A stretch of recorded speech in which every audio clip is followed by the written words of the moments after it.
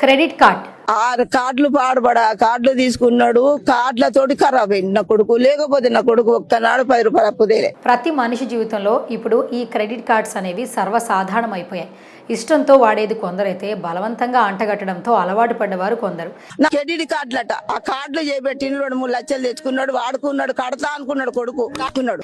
ఏదేమైనా చాలా మంది ఈ క్రెడిట్ కార్డ్స్ వినియోగించడం అనేది వ్యసనంగా మార్చుకున్నారు. దీన్ని సక్రమంగా ఉపయోగిస్తే పర్వాలేదు, కానీ అనవసర ఖర్చులకు ఇష్టానుసారంగా వాడితే అసలు సినిమా కనిపిస్తుంది. ఆ కార్డులు పాడుబడ మేము చేసుకుంటే తింటే బతుకుతాం, వద్దు బిడ్డ అని చెప్పిన.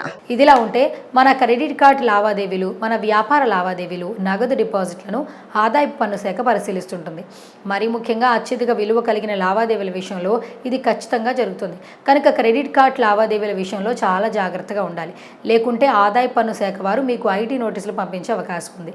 ఈ ఆర్టికల్లో ఐటీ నోటీసులు రావడానికి కారణమయ్యే 7 రకాల లావాదేవీల గురించి తెలుసుకుందాం. కొంతమంది విదేశాల్లో ప్రయాణించేటప్పుడు విపరీతంగా ఖర్చులు చేస్తూ ఉంటారు, కానీ వీలైనంత వరకు ఇలా చేయకపోవడమే మంచిది. ఎందుకంటే ఒక సంవత్సరంలో విదేశీ ప్రయాణికులకు 2 లక్షలకు మించి ఖర్చు చేస్తే అది ఆటోమేటిక్గా ఆదాయ పన్ను శాఖ వారికి తెలుస్తుంది. అప్పుడు మీకు ఐటీ నోటీస్ వచ్చే ప్రమాదం ఉంటుంది. కొంతమంది క్రెడిట్ కార్డులు ఉపయోగించి పెద్ద మొత్తంలో ఖర్చులు చేస్తూ ఉంటారు. ఇలాంటి క్రెడిట్ కార్డు ఖర్చులు వార్షికంగా 2 లక్షలకు మించి ఉంటే ఐటీ శాఖ మీపై ప్రత్యేకంగా దృష్టి సారిస్తోంది. మీ ఆర్థిక లావాదేవీలను ప్రత్యేకంగా ట్రాక్ చేస్తోంది. యూజర్లు 1 లక్ష రూపాయల కంటే ఎక్కువ మొత్తంలో క్రెడిట్ కార్డు బిల్లు కడుతూ ఉంటే అటువంటి వారి లావాదేవీలను ఆదాయ పన్ను శాఖ ఖచ్చితంగా సమీక్షిస్తుంది. వాస్తవానికి క్రెడిట్ కార్డు లావాదేవీలు మాత్రమే కాదు, మరికొన్ని రకాల ఆర్థిక లావాదేవీలు చేసినప్పుడు కూడా మీకు ఐటీ నోటీసులు వచ్చే అవకాశం ఉంది.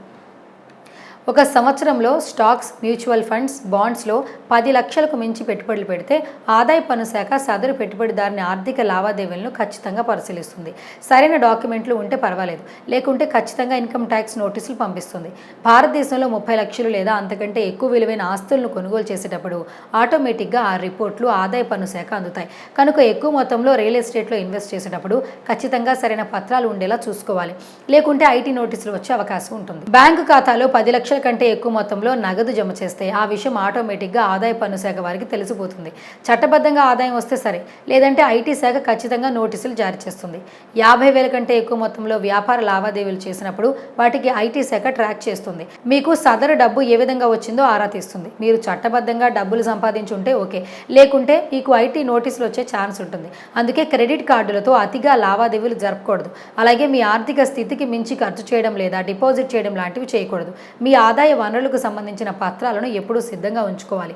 స్పష్టమైన రికార్డ్స్ను ఎప్పుడూ మెయింటైన్ చేస్తూ ఉండాలి. మీ ఖర్చులను వీలైనంత వరకు తగ్గించుకోవాలి. అప్పుడే మీ ఐటీ శాఖ నుంచి ఎలాంటి నోటీసులు ఉండవు.